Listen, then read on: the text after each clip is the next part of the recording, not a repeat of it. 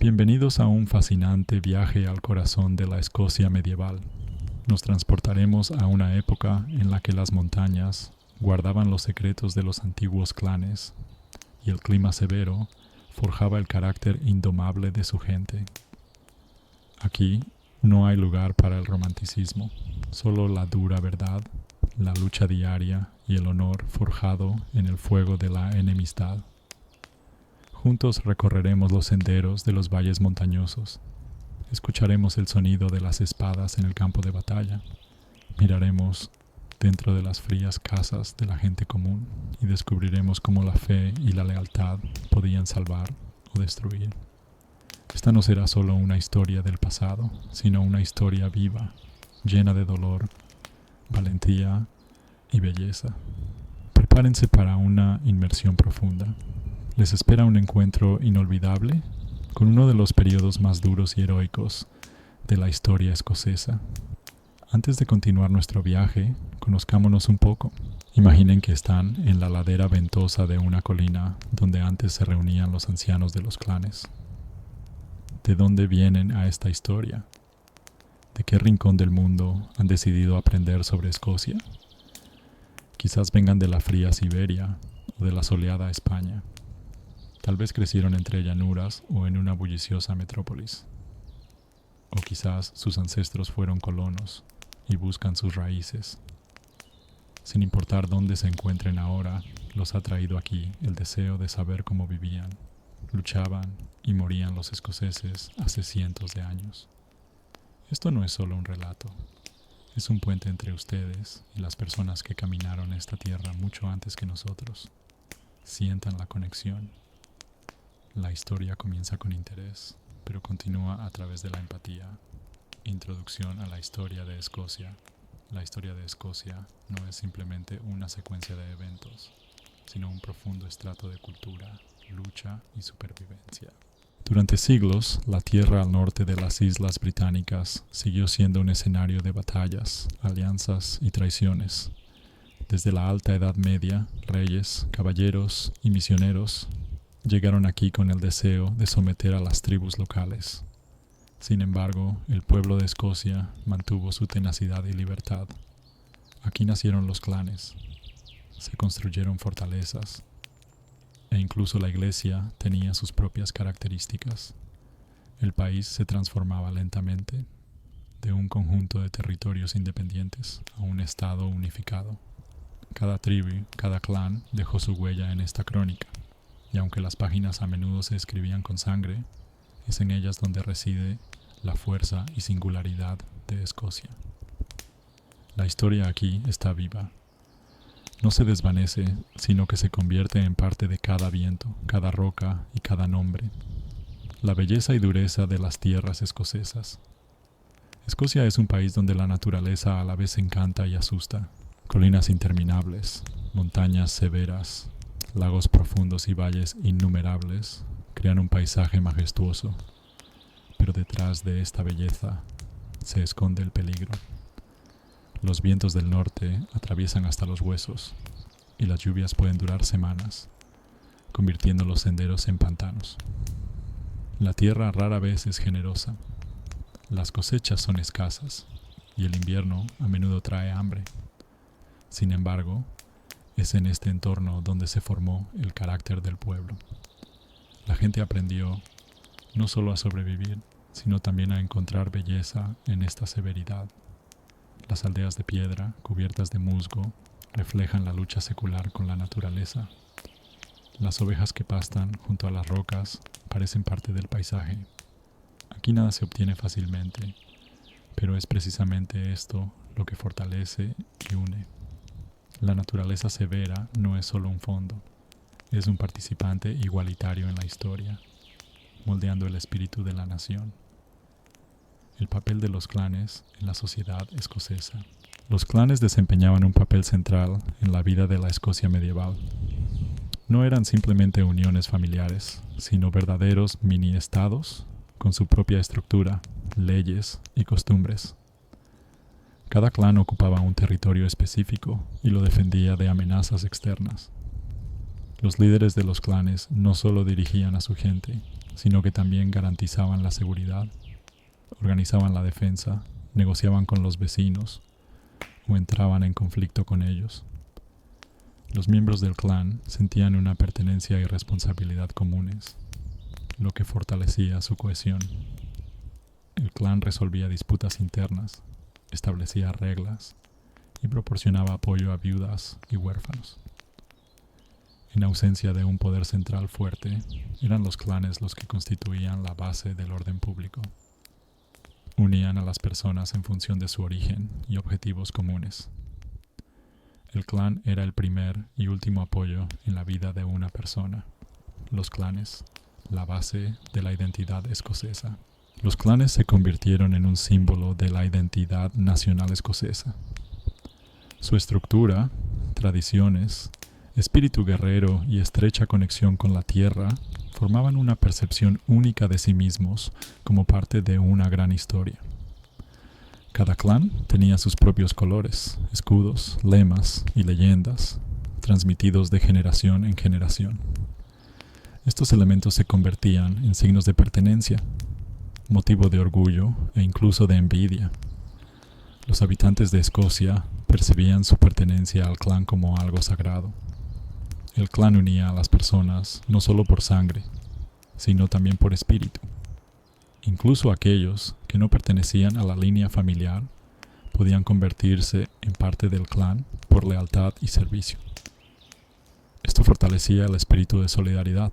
Los clanes preservaban y transmitían las costumbres escocesas, el idioma, las habilidades guerreras y las tradiciones religiosas. Gracias a los clanes, los escoceses no se diluyeron en las culturas vecinas, sino que conservaron su singularidad, su carácter obstinado y su fe en la libertad. Los líderes de los clanes, protectores y jueces. Los líderes de los clanes desempeñaban un papel clave en la vida de sus súbditos. Eran no solo líderes militares, sino también los principales árbitros en disputas, protectores de los pobres, estrategas y diplomáticos. Su palabra tenía fuerza de ley. El líder era responsable de la protección de sus tierras, la seguridad de los miembros del clan y la conducción de negociaciones con vecinos y la corona. Recaudaba impuestos, organizaba la defensa y participaba en alianzas o conflictos interclanes. Los líderes a menudo poseían carisma y conocimiento de la guerra, lo que reforzaba su autoridad. Su fuerza dependía de la lealtad de la gente, y esta lealtad requería una confirmación constante a través del cuidado, la justicia y la capacidad de liderazgo. El líder era la cara del clan ante enemigos y aliados. Sus acciones determinaban el destino de todos los miembros de la comunidad. Administraba justicia, resolvía disputas territoriales y determinaba el castigo si surgían conflictos dentro del clan. En las difíciles condiciones de vida de los montañeses, la figura del líder se convertía en un ancla de estabilidad y símbolo de orden, lealtad al clan, honor y deber. La lealtad al clan era un valor fundamental en la vida de cada escocés en la Edad Media. Determinaba el comportamiento, las decisiones e incluso el destino de una persona. La pertenencia al linaje se percibía como un don sagrado y la protección de los intereses del clan se consideraba un deber que estaba por encima de los deseos personales. Las personas eran educadas desde la infancia en el espíritu de devoción, orgullo por su linaje y disposición a defenderlo en cualquier momento. Incluso los campesinos más pobres sentían su pertenencia al clan y respetaban la jerarquía. Los matrimonios a menudo se concertaban dentro del clan o con linajes aliados para fortalecer los lazos. La traición se percibía como el crimen más grave y se castigaba con el exilio o la muerte. En condiciones de peligro constante, incursiones y enemistad con otros clanes, la unidad se convertía en una cuestión de supervivencia. Las personas compartían no solo la sangre, sino también el destino, las desgracias, las batallas y las alegrías. El honor personal era inseparable del honor del linaje. El juramento de lealtad al clan se hacía una vez y para toda la vida. El lado oscuro de la lealtad al clan.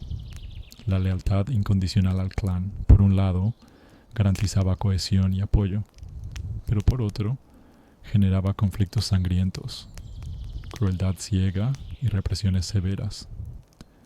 En la atmósfera de enemistad constante entre clanes, cualquier sospecha de deslealtad podía llevar a consecuencias trágicas. Las personas se veían arrastradas a guerras sin posibilidad de negarse, incluso si no compartían las razones del conflicto. Las disputas internas dentro del clan también podían estallar con una fuerza aterradora. A veces, la lucha por el poder entre parientes se convertía en violentos enfrentamientos, donde no se perdonaba ni a ancianos, ni a mujeres, ni a niños. La lealtad al clan a menudo era utilizada por los líderes como herramienta de control y manipulación, justificando la violencia y el abuso. Aquellos que violaban los juramentos o actuaban en contra de los intereses del linaje eran sometidos a exilio, tortura o ejecución. La crueldad se percibía como una medida necesaria para preservar el honor del linaje. La guerra entre clanes a menudo se convertía en una cuestión de principio, no de razón. El lado oscuro de la cultura de los clanes dejó profundas heridas en la historia de Escocia. La enemistad entre los clanes Campbell y MacDonald. Uno de los conflictos más famosos y trágicos en la historia de Escocia fue la feroz enemistad entre los clanes Campbell y MacDonald. Estos dos poderosos linajes lucharon durante muchos años por el poder, la tierra y la influencia en la parte occidental del país. Su enfrentamiento se convirtió en un símbolo del poder destructivo de las disputas entre clanes. En el corazón del conflicto no solo había reclamaciones territoriales, sino también un juego político en el que ambos clanes actuaban como aliados de diferentes bandos. Los Campbell a menudo apoyaban a la corona inglesa, buscando fortalecer sus posiciones a través del patrocinio, mientras que los MacDonald permanecían más independientes y leales a las tradiciones de los montañeses. Esta diferencia en lealtades aumentaba la tensión entre ellos. Gradualmente, la enemistad se convirtió en enfrentamientos armados abiertos, incursiones, destrucción de aldeas y muerte de civiles. La violencia de ambos bandos se acumulaba durante años, haciendo imposible la reconciliación. Esta sangrienta lucha dejó una huella imborrable en la historia escocesa y se convirtió en preludio de una de las páginas más tristes, la masacre de Glencoe. El inicio del conflicto, disputas territoriales.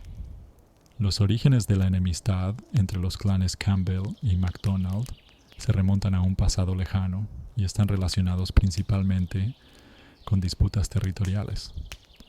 Ambos clanes reclamaban ricos pastos y valles estratégicamente importantes en el oeste de Escocia. En aquellos tiempos, la tierra no solo significaba recursos, sino también poder, y cada intento de un clan de afianzarse en un territorio en disputa era percibido por el otro como una amenaza. Los Campbell, buscando expandir su influencia, obtenían cartas reales para poseer tierras que anteriormente estaban bajo el control de los MacDonald. Estas decisiones a menudo se tomaban sin considerar la opinión de la población local, lo que provocaba indignación y protestas armadas. Los MacDonald consideraban estas tierras parte de sus dominios ancestrales y no reconocían los derechos de los Campbell sobre ellas. Comenzaron frecuentes escaramuzas, ataques a caravanas y destrucción de asentamientos. En lugar de negociaciones, las partes elegían el camino de la fuerza. Así, la lucha por la tierra se convirtió en un conflicto prolongado que durante décadas avivó el odio entre dos poderosos linajes escoceses, escalada de la enemistad, incursiones y batallas. Cuando el conflicto entre los clanes Campbell y MacDonald trascendió las disputas por la tierra, comenzó una serie de brutales incursiones y enfrentamientos armados abiertos.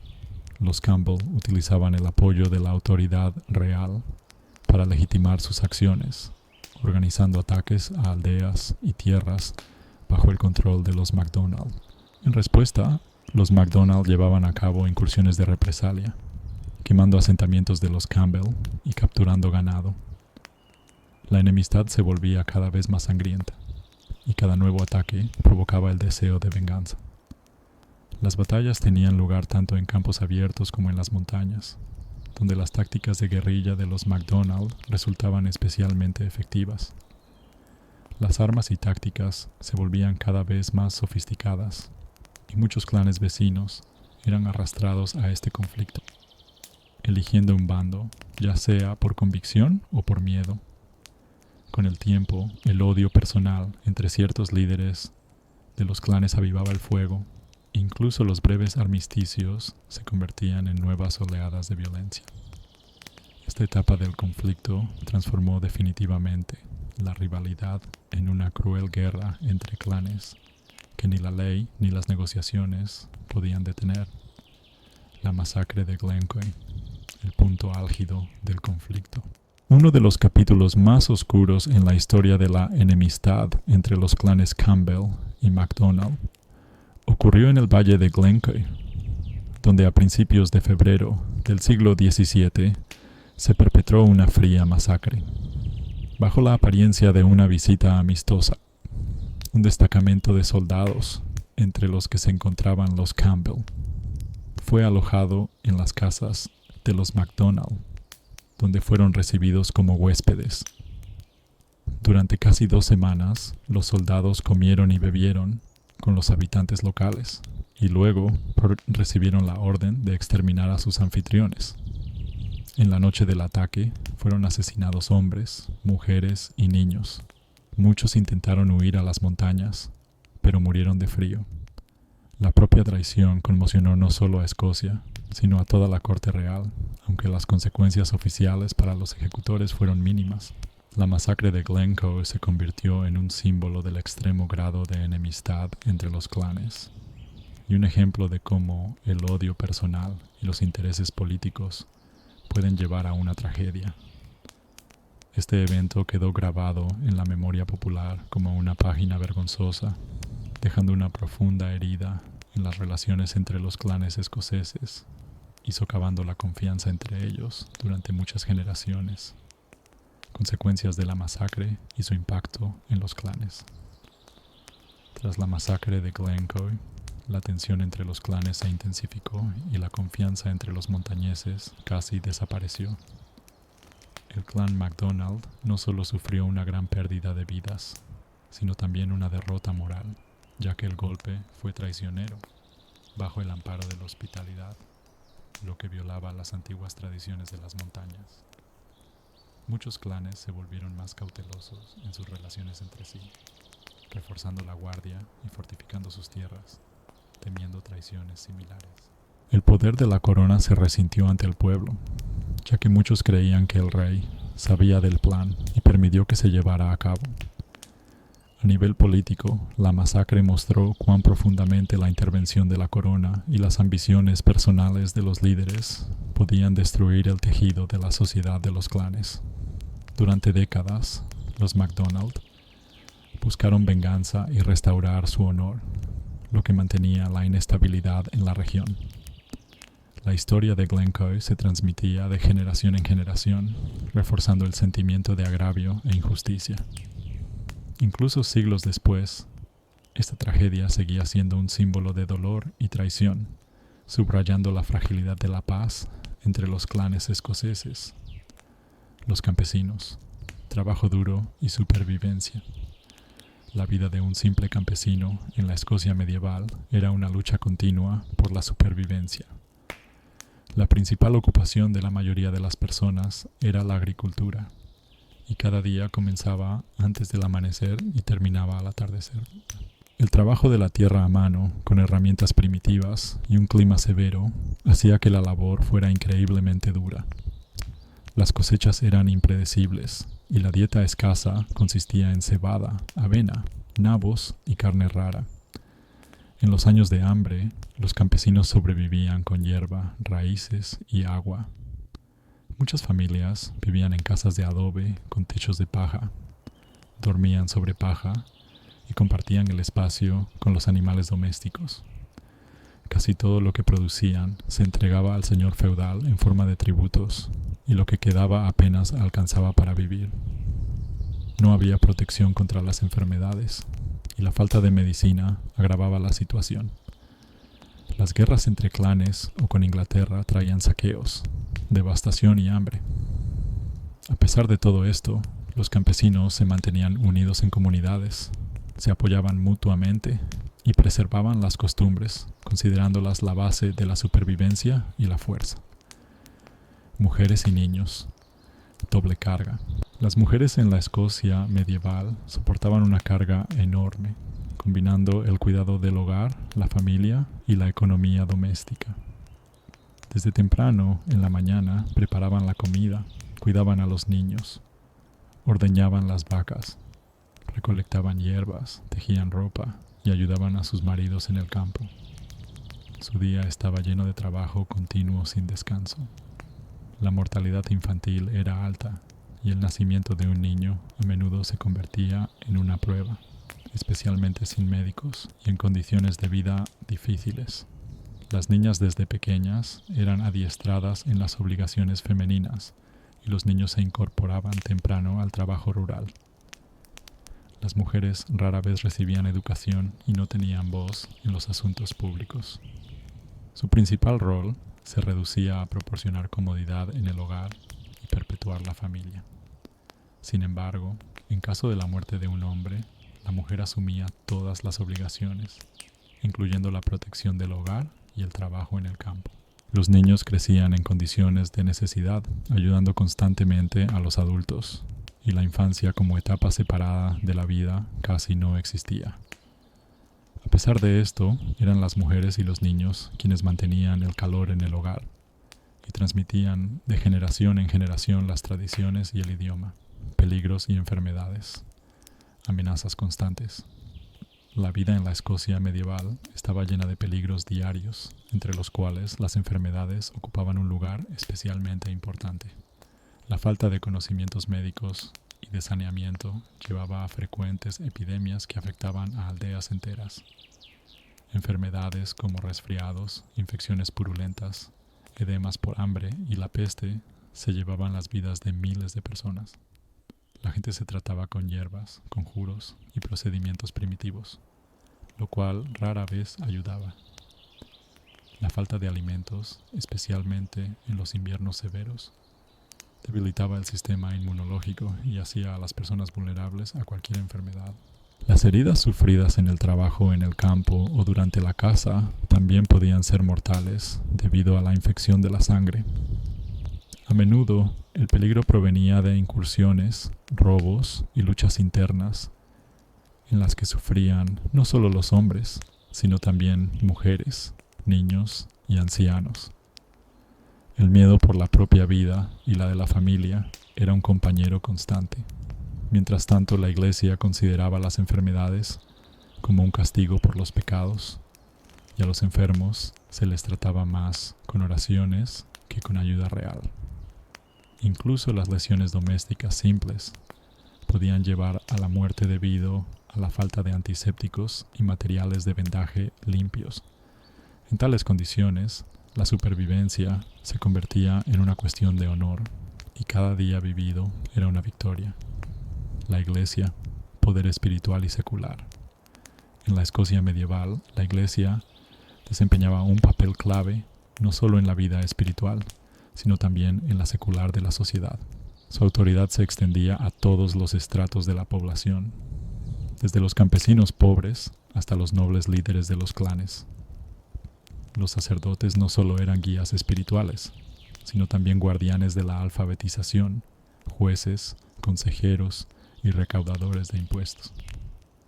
Los monasterios administraban vastas tierras, controlaban la recolección de cosechas, cobraban impuestos a los arrendatarios y castigaban la desobediencia. Los servicios en la iglesia reunían a la gente y servían como lugar para discutir asuntos comunes, así como un medio de presión por parte del clero. La fe era una parte integral de la vida cotidiana, desde el nacimiento hasta la muerte, y cada acción se consideraba a través del prisma de la religión. Los herejes eran sometidos a castigos públicos y las ofensas se expiaban con ayunos, oraciones o pagos monetarios. La Iglesia poseía su propio sistema judicial y podía juzgar tanto a clérigos como a laicos. A veces, la influencia de los obispos y abades era más fuerte que la de los líderes locales. Así, la Iglesia unía y controlaba a la sociedad, formando normas de comportamiento, apoyando el poder y suprimiendo a los rebeldes. Gravosos tributos e imposiciones de la Iglesia. La Iglesia en la Escocia medieval tenía el derecho de imponer numerosos tributos, que constituían una pesada carga para el pueblo llano. Cada campesino estaba obligado a entregar 1/10 parte de su cosecha, ganado o ingresos en forma de diezmo eclesiástico. Además, existían impuestos especiales para la reparación de templos, el mantenimiento de los sacerdotes y la realización de servicios religiosos. Por el incumplimiento en el pago, una persona podía ser sometida a castigos eclesiásticos, incluyendo la excomunión de la comunidad. La excomunión de la Iglesia significaba no solo el destierro espiritual, sino también la exclusión efectiva de la vida social. Los infractores de las normas eclesiásticas eran sometidos a vergüenza pública, castigos corporales y multas. Incluso por faltas menores, como no asistir a misa, se imponían severas sanciones. Los terratenientes ricos a menudo pagaban dinero por la remisión de pecados, lo que reforzaba el poder del clero y subrayaba la desigualdad. Los sacerdotes controlaban los testamentos, los matrimonios y los entierros, exigiendo pago por cada una de estas acciones. Así, la Iglesia recolectaba vastos recursos y mantenía a la sociedad en el temor al castigo por la más mínima desviación de los dogmas. La reina Margarita, reformadora de la Iglesia. La reina Margarita, esposa del rey Malcolm III, desempeñó un papel importante en la transformación religiosa y cultural de la Escocia medieval. Se esforzó por erradicar las costumbres bárbaras y establecer en el país las tradiciones cristianas de Europa occidental. Margarita reformó los servicios religiosos, insistiendo en que la liturgia se llevara a cabo según el modelo romano, lo que acercó a la Iglesia escocesa a la católica. Logró el cumplimiento de los ayunos, estableció fechas claras para la celebración de la Pascua y luchó contra la poligamia y otras costumbres paganas. Margarita atrajo activamente a Escocia a monjes y eruditos de Inglaterra y Europa continental, promoviendo la alfabetización y la educación espiritual. Por su iniciativa, se construyeron monasterios que servían de refugio para los pobres y los peregrinos. Participó personalmente en obras de caridad, alimentando a los necesitados y cuidando de viudas y huérfanos. Su influencia se extendía no solo a los asuntos eclesiásticos, sino también a la cultura cortesana, donde estableció un modelo de piedad y alta moral. Las reformas de Margarita sentaron las bases para la renovación espiritual del país y fortalecieron los valores cristianos en la sociedad. Las reformas de Margarita y su influencia. Las reformas religiosas de la reina Margarita tuvieron una influencia profunda y duradera en la vida eclesiástica y social de la Escocia medieval. Gracias a sus esfuerzos, la Iglesia escocesa gradualmente abandonó las antiguas tradiciones celtas y se sometió cada vez más a las normas cristianas comunes, lo que contribuyó a fortalecer su unidad con Roma. Las reglas que introdujo no solo afectaban a los servicios religiosos, sino también a la vida cotidiana de los creyentes, estableciendo estrictos requisitos de comportamiento, ayuno y matrimonio.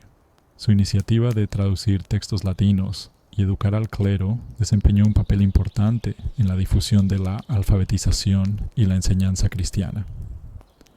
Los monasterios, fundados con su apoyo, se convirtieron en centros de educación, misericordia y vida religiosa. Estos cambios fortalecieron las posiciones del clero, aumentaron la disciplina moral y establecieron nuevos estándares para los creyentes. Además, su ejemplo de liderazgo femenino en la esfera religiosa inspiró a generaciones posteriores de mujeres. Las reformas de Margarita no solo transformaron la estructura eclesiástica, sino que también se convirtieron en un elemento importante en la formación de la identidad nacional, basada en valores cristianos y el compromiso con el orden moral. El legado de la reina Margarita. El legado de la reina Margarita se arraigó firmemente en la historia y cultura escocesas como símbolo de renovación espiritual, piedad y cuidado social. Su actividad no se limitó a las reformas de la Iglesia. Participó activamente en obras de caridad, ayudando a los pobres, abriendo refugios y hospitales y prestando atención a viudas y huérfanos. Esto hizo que su imagen se convirtiera en el epítome de la misericordia y compasión cristianas. Su influencia se extendió a la corte real, donde estableció altos estándares morales y reglas basadas en la fe y la virtud. Después de su muerte, comenzó una amplia veneración de Margarita como santa, y su canonización fue un reconocimiento de la importancia de su contribución a la vida espiritual del país. Sus descendientes y gobernantes posteriores a menudo se referían a su ejemplo como modelo de verdadero servicio al pueblo y a Dios. Incluso siglos después de su vida, el nombre de Margarita seguía siendo un símbolo de piedad y fuerza femenina. Se convirtió en una parte integral de la conciencia nacional y su imagen penetró en leyendas, tradiciones y crónicas eclesiásticas. Gracias a ella, Escocia no solo obtuvo un apoyo espiritual, sino también un claro ejemplo de cómo la fe puede transformar la sociedad. Las guerras por la independencia, el inicio de la lucha. Las guerras por la independencia de Escocia comenzaron a finales del siglo XIII, tras la muerte del rey Alejandro III y el subsiguiente periodo de anarquía. El rey inglés Eduardo I aprovechó la debilidad de Escocia para someter sus tierras e imponer la administración inglesa. Esto provocó una tormenta de indignación entre la nobleza y el pueblo escocés. Surgieron los primeros levantamientos, que pronto se convirtieron en una lucha armada abierta por la libertad. Los escoceses se negaron a reconocer a la corona inglesa y comenzaron a crear sus propios órganos de gobierno y unidades militares. El pueblo se unió en torno a la idea de la independencia nacional, y la iglesia y los señores locales apoyaron el movimiento de resistencia. La población veía en las acciones de los ingleses un ataque a sus derechos, tradiciones y fe. Los primeros en unirse a la lucha fueron los líderes locales, que comenzaron a organizar la defensa y los ataques a las guarniciones inglesas. La resistencia ganaba fuerza, transformándose de revueltas espontáneas en una campaña nacional organizada por la liberación. El inicio de esta lucha marcó un momento crucial en la historia de Escocia. William Wallace, héroe de Escocia. William Wallace se convirtió en un símbolo de la resistencia escocesa al dominio inglés a finales del siglo XIII. Procedía de la pequeña nobleza y desde su juventud mostró determinación y valentía. Después de que los ingleses ejecutaran a su padre y a su hermano mayor, Wallace encabezó grupos de insurgentes y comenzó una guerra de guerrillas contra las guarniciones inglesas. Sus acciones fueron audaces e inesperadas. Utilizó su conocimiento del terreno y el apoyo de los campesinos para infligir grandes pérdidas al enemigo. Wallace rápidamente adquirió reputación de líder indomable y se convirtió en un héroe nacional.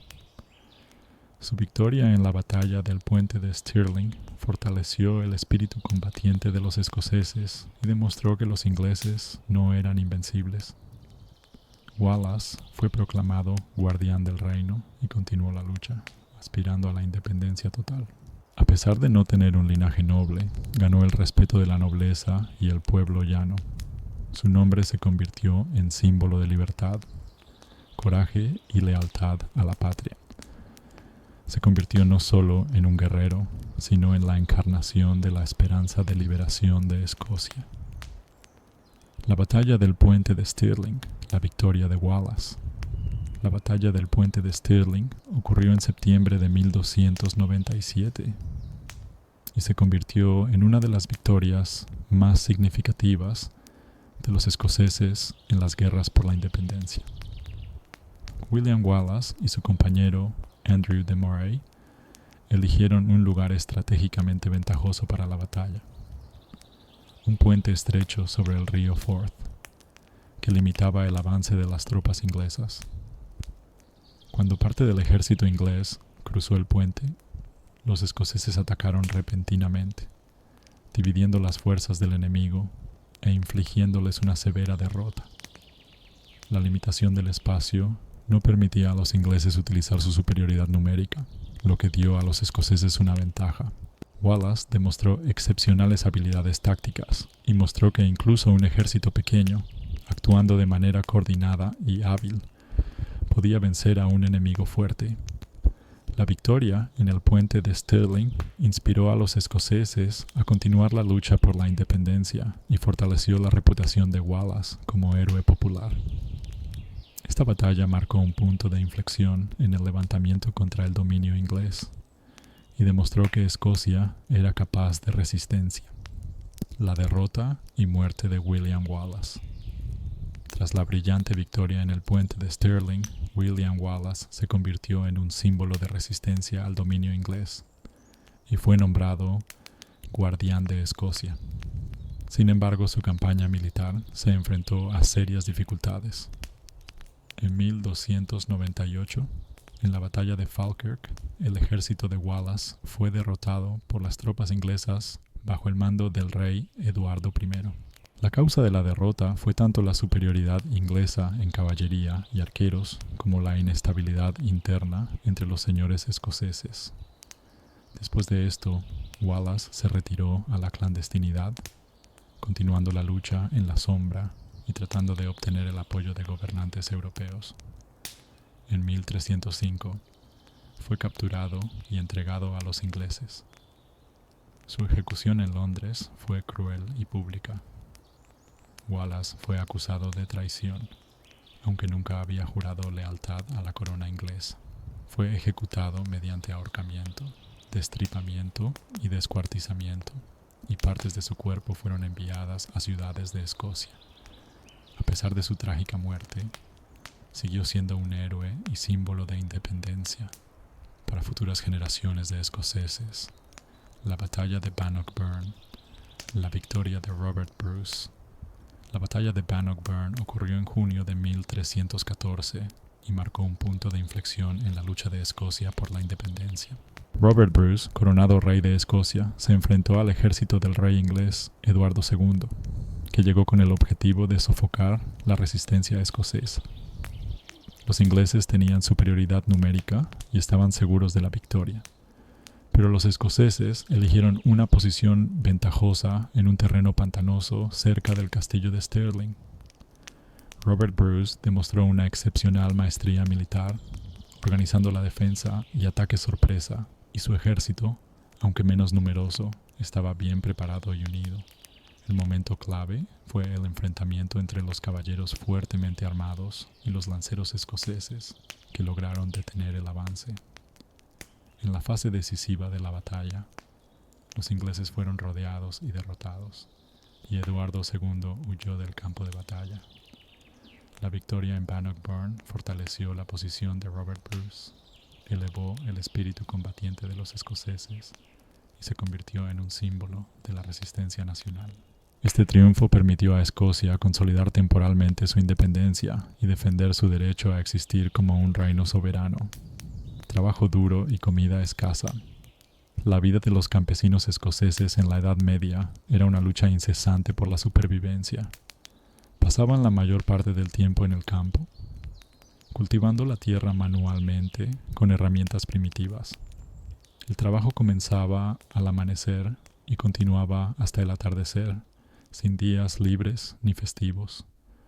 Las cosechas a menudo dependían de las condiciones climáticas, que en Escocia eran severas e impredecibles. Los años de hambruna ocurrían con frecuencia, especialmente después de malas cosechas o sequías. La comida de los campesinos era extremadamente modesta y monótona. En su dieta diaria predominaban la avena, el nabo, la col y el pan de cebada u avena. La carne era un lujo, accesible solo en grandes festividades o en caso de una caza exitosa. La bebida principal seguía siendo la cerveza diluida, ya que el agua a menudo estaba contaminada. Las viviendas de los campesinos eran simples chozas con suelo de tierra y techo de paja, donde a menudo convivían con el ganado. Las condiciones de vida eran duras, pero para los campesinos era una realidad cotidiana. Sus esfuerzos proporcionaban alimentos a toda la sociedad, pero rara vez recibían una compensación digna por su trabajo. Peligros y enfermedades, amenazas constantes. La vida en la Escocia medieval estaba llena de peligros constantes, especialmente para la gente común. Una de las mayores amenazas eran las enfermedades, que se propagaban rápidamente debido a la hacinación, la falta de saneamiento y la ausencia de conocimientos médicos. Un resfriado o una infección podían llevar a la muerte, especialmente entre los niños. Las epidemias se llevaban las vidas de aldeas enteras, dejando atrás casas vacías y tierras arrasadas. Los médicos eran raros y los conocimientos sobre tratamientos se limitaban a hierbas y conjuros. En caso de heridas sufridas en batalla o en la vida cotidiana, la infección casi inevitablemente llevaba a la gangrena y a la muerte. Además de las enfermedades, el peligro provenía de animales salvajes, especialmente en áreas remotas. Lobos, jabalíes salvajes y osos a veces atacaban a las personas o a su ganado. Las guerras entre clanes o las incursiones de saqueadores también eran una amenaza real. Los hombres podían ser asesinados, las mujeres secuestradas y las casas incendiadas. Los desastres naturales, como inundaciones, tormentas o sequías, agravaban los sufrimientos. Había poca protección y los campesinos aprendían a depender solo de sí mismos y de la ayuda de la comunidad. En estas condiciones, cada día era una prueba que requería resistencia y fortaleza. El papel de la Iglesia en la vida de los campesinos. La Iglesia desempeñaba un papel central en la vida de los campesinos escoceses medievales, influyendo en todos los aspectos de su existencia.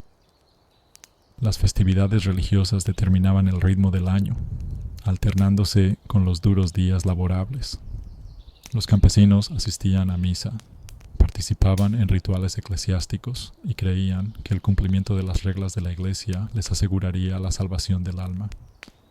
El sacerdote no solo era un guía espiritual, sino también una figura importante en la estructura social y legal de la aldea. Podía mediar en disputas, dar consejos o consolar en momentos difíciles. Muchos campesinos eran analfabetos y la Iglesia se convertía en su principal fuente de conocimiento e información. A través de los sermones, la gente aprendía sobre el mundo, la moral y el comportamiento.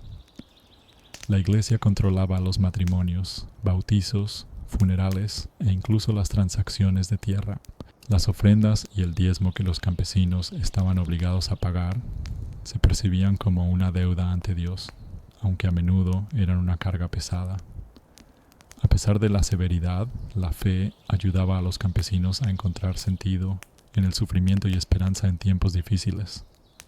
Los símbolos religiosos y los lugares sagrados llenaban la vida cotidiana con la sensación de la presencia de un poder superior, proporcionando estabilidad espiritual en un mundo lleno de peligros. La Iglesia, poder espiritual y secular. La Iglesia en la Escocia medieval poseía no solo poder espiritual, sino también un considerable poder secular que se extendía a todos los estratos de la sociedad. Su influencia se extendía más allá del altar, incluyendo la tenencia de tierras, la recaudación de impuestos y la participación en la gestión. Los monasterios y abadías poseían vastas extensiones de tierra donde trabajaban campesinos y comunidades dependientes. El alto clero, como obispos y abades, estaba cercano a la corte real y a menudo desempeñaba un papel importante en las decisiones políticas. La Iglesia podía imponer castigos no solo por infracciones religiosas, sino también por delitos civiles, incluyendo multas, destierros e incluso prisión. Muchos procesos judiciales se llevaban a cabo con la participación de tribunales eclesiásticos, que juzgaban casos de difamación, infidelidad conyugal y violaciones del ayuno. A través de la confesión y los sermones, la Iglesia formaba la moral pública y controlaba el comportamiento de las personas. Los edificios eclesiásticos, especialmente las catedrales, simbolizaban no solo la fe, sino también la riqueza y el poder. La educación y la alfabetización también estaban bajo el control del clero, lo que aumentaba la dependencia de la gente común de las estructuras eclesiásticas. Así, la Iglesia era una institución de poder indispensable en la sociedad. Gravosos tributos e imposiciones de la Iglesia. La Iglesia en la Escocia medieval cobraba numerosos tributos a la población, que eran obligatorios y estrictamente controlados. Uno de los principales impuestos, el diezmo, obligaba a cada campesino a entregar 1/10 parte de su cosecha o ingresos en beneficio de la Iglesia. Estos cobros a menudo se realizaban independientemente de la productividad del año, lo que afectaba especialmente a las familias pobres. Además, existían impuestos adicionales por servicios eclesiásticos, funerales, bautizos, matrimonios e incluso por el lugar de entierro. La violación de las normas eclesiásticas conllevaba severos castigos. Estos podían ser tanto espirituales como la excomunión de la Iglesia, como físicos, incluyendo la penitencia pública, castigos corporales y encarcelamiento.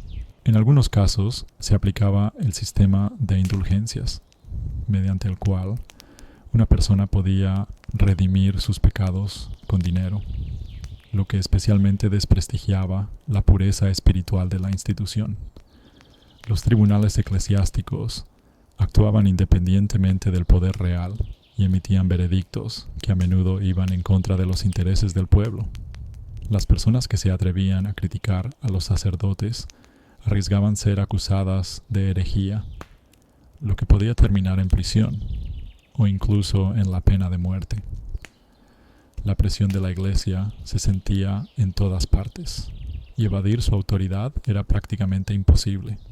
La llegada de la peste, el inicio de la catástrofe. La muerte negra llegó a Escocia a mediados del siglo XIV y se convirtió en uno de los peores desastres en la historia del país. La enfermedad llegó desde el sur, propagándose desde las tierras inglesas y alcanzando primero las regiones fronterizas, para luego penetrar profundamente en las tierras del norte y oeste. Las condiciones de vida de la población común, el hacinamiento en las casas, la falta de higiene básica y agua limpia, facilitaron la propagación rápida de la infección. La gente no entendía la naturaleza de la enfermedad y no sabía cómo combatirla. Se creía que la peste era un castigo divino por los pecados, por lo que en respuesta a la epidemia a menudo se organizaban penitencias masivas, procesiones y autoflagelaciones. Sin embargo, esto solo contribuía a una mayor propagación. La enfermedad se llevaba vidas en cuestión de días. La gente moría en agonía, a menudo sin ayuda, abandonada incluso por sus seres queridos. Aldeas enteras eran diezmadas. Médicos y sacerdotes morían al igual que los campesinos. El pánico se apoderó de toda la sociedad. Ninguna diferencia social salvaba de la infección. La peste dejó tras de sí familias destruidas, casas abandonadas, campos desiertos y una sensación de impotencia. Consecuencias de la peste: destrucción y muerte. Tras la primera ola de la muerte negra en Escocia, quedaron aldeas despobladas, tierras devastadas y una estructura social destruida. La población del país se redujo casi a la mitad, lo que provocó una escasez catastrófica de mano de obra en la agricultura y los oficios. Los campos permanecían sin cosechar, las cosechas se pudrían, el ganado deambulaba sin supervisión y el comercio se estancaba. Las familias y comunidades destruidas no podían restaurar su forma de vida habitual, y el miedo a una nueva ola de epidemia paralizaba la voluntad y la esperanza. La gente desconfiaba de los demás, se volvía sospechosa y reservada. La autoridad de la iglesia se tambaleó, ya que las oraciones y los rituales no salvaban de la muerte, y muchos sacerdotes, huyendo, abandonaban a sus feligreses. Las propiedades de los señores y los clanes quedaban desiertas. Parte de las tierras pasaban a otras familias o quedaban sin dueño. Comenzaron conflictos por herencias, redistribución de propiedades y se intensificaron las tensiones sociales. Muchos, habiendo perdido todo, se volvían bandidos o buscaban refugio en los monasterios. Las consecuencias de la peste siguieron siendo una herida en el cuerpo del país durante mucho tiempo. Incluso décadas después, la sociedad no pudo recuperarse completamente de las destrucciones que trajo consigo la enfermedad. Recuperación tras la peste. Tras el devastador golpe de la muerte negra, Escocia comenzó una lenta y dolorosa recuperación. Las tierras desiertas se convirtieron en objeto de las aspiraciones de los terratenientes supervivientes, y a menudo era la fuerza, no la ley, la que decidía a quién pertenecía tal o cual propiedad. La disminución de la población permitió a los campesinos exigir mejores condiciones de trabajo y más derechos, lo que gradualmente debilitó la presión feudal. Algunas aldeas nunca fueron repobladas, mientras que otras revivieron gracias a la afluencia de colonos. La aparición de un mayor número de personas libres contribuyó a la formación de una nueva clase, los arrendatarios independientes, no vinculados por juramento vasallo. La iglesia, recuperándose del primer shock, recuperó parte de su influencia, pero la confianza en ella ya no era la misma. Los asentamientos comenzaron a construir fortificaciones, preparándose para posibles nuevas calamidades. Y en las ciudades hubo más artesanos y comerciantes, lo que impulsó la economía. Con el tiempo, la sociedad se adaptó, cambió la actitud hacia la vida y la muerte, así como hacia el orden y el poder. La peste dejó una huella imborrable en la cultura y el folclore, pero gracias a ella comenzaron cambios importantes en la estructura social, sentando las bases para futuras transformaciones. Las tierras altas, tierra de clanes y tradiciones. Las tierras altas, o Highlands, eran una región severa y aislada, donde la naturaleza imponía sus propias reglas de vida. El paisaje montañoso con valles de difícil acceso y un clima frío formaba un estilo de vida particular en el que los clanes desempeñaban un papel central. Aquí, cada familia sentía una estrecha conexión con su tierra y las tradiciones se transmitían de generación en generación. La gente vivía en pequeñas aldeas, a menudo en casas redondas de piedra con techos de paja, y dependía de la ganadería y la agricultura simple. El aislamiento de la región contribuyó a la preservación del antiguo idioma gaélico y costumbres únicas. En las tierras altas se mantenían tradiciones ancestrales, formas antiguas de justicia y jerarquías establecidas, donde el respeto al líder era incuestionable. La danza, la música y la poesía ocupaban un lugar importante en la cultura, y la gaita se convirtió en un símbolo de la región. Los montañeses eran conocidos por su valentía y belicosidad, a menudo entrando en conflictos armados tanto entre ellos como con las autoridades de las tierras bajas. A pesar de la pobreza, los habitantes de las tierras altas se enorgullecían de su independencia y despreciaban cualquier intento de intervención externa en sus vidas. Las tierras bajas, tierra de ciudades y abadías. Las tierras bajas, o lowlands, representaban una región más fértil y desarrollada en comparación con las tierras altas. Aquí se encontraban las principales ciudades del reino, como Edimburgo y Glasgow, así como numerosos monasterios, abadías y castillos. La economía de las tierras bajas se basaba en la agricultura, la artesanía y el comercio, así como en un desarrollado sistema de tenencia de tierras. La vida urbana era más ordenada y la cultura estaba estrechamente ligada a las tradiciones europeas. A diferencia del sistema de clanes de las tierras altas, aquí predominaban las relaciones feudales basadas en la sumisión a los señores locales y al poder real.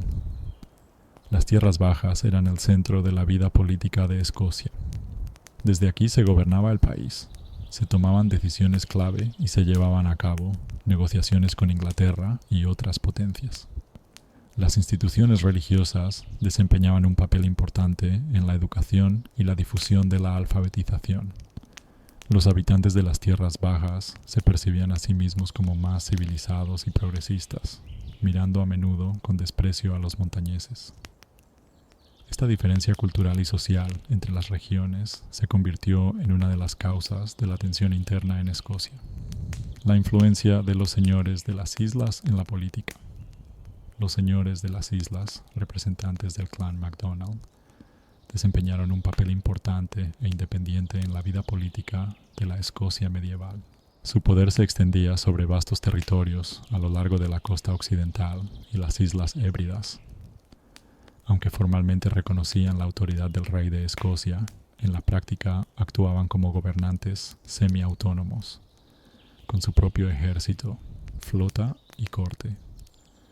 Los señores de las islas llevaban a cabo una activa política exterior, incluyendo alianzas con Noruega e Irlanda, lo que a veces los ponía en oposición a la corona escocesa.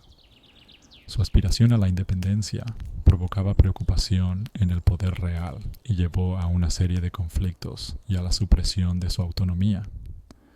Sin embargo, su influencia se mantuvo durante varios siglos. Los señores fortalecían su poder a través de una red de castillos y fortalezas, así como mediante el dominio marítimo. Su territorio era una especie de puente entre la cultura celta y las tradiciones nórdicas. El papel de estos señores fue significativo no solo en asuntos militares y políticos, sino también en la preservación y desarrollo de la cultura gaélica, el idioma y las normas legales. El rey Jacobo IV.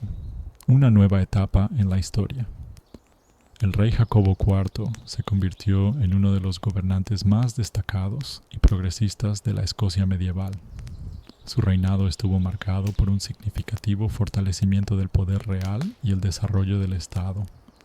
Jacobo prestó gran atención a las reformas en el ejército y la administración, y se esforzó por unir las tierras fragmentadas y fortalecer el poder central. Apoyó el arte y la ciencia, invitando a cortes de eruditos y maestros extranjeros, lo que contribuyó al florecimiento cultural del país. Bajo Jacobo IV, se fortalecieron los lazos comerciales con Europa, lo que mejoró la situación económica de Escocia. Su política estaba dirigida a debilitar la influencia de los poderosos clanes y señores, lo que encontró resistencia entre la nobleza. También intentó establecer relaciones pacíficas con Inglaterra, concertando matrimonios y tratados, aunque la tensión entre los países persistía. El rey era conocido por su valentía y participó en campañas militares, incluyendo la batalla de Flodden, donde murió, lo que fue un momento trágico para Escocia. El reinado de Jacobo IV marcó una etapa importante en el desarrollo del Estado escocés medieval y determinó el curso futuro de su historia. El legado de la Escocia medieval. La Escocia medieval dejó una profunda huella en la historia y la cultura del país. Su legado se manifiesta en las tradiciones del sistema de clanes, la arquitectura de castillos y fortalezas, así como en la literatura y el folclore. Muchas costumbres y símbolos de aquella época se han conservado e influyen en la identidad escocesa contemporánea. El período medieval sentó las bases del orden social, el sistema de leyes y costumbres, que en parte se mantuvieron más tarde. La lucha por la independencia, las diferencias culturales entre las tierras altas y las tierras bajas, así como la influencia de la Iglesia y el poder real, dejaron una huella indeleble en la vida social.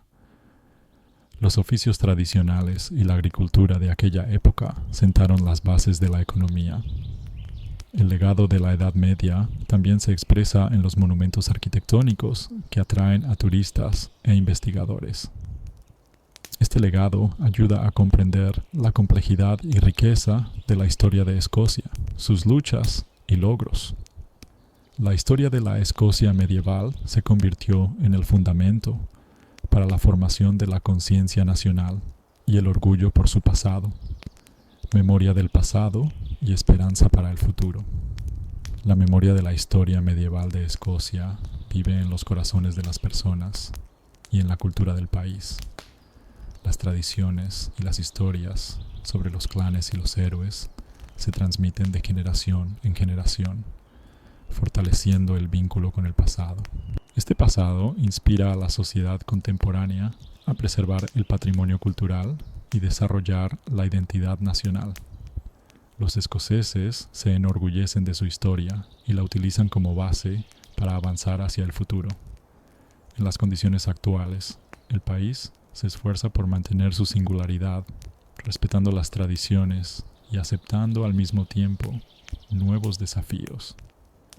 La memoria de las dificultades y los triunfos de la Edad Media ayuda a comprender el valor de la libertad y la unidad. La esperanza para el futuro está ligada al fortalecimiento de la identidad nacional, el desarrollo de la educación y la cultura. Este esfuerzo permite a Escocia avanzar, basándose en la experiencia y las lecciones del pasado. El pasado sirve de apoyo para construir un futuro luminoso y justo.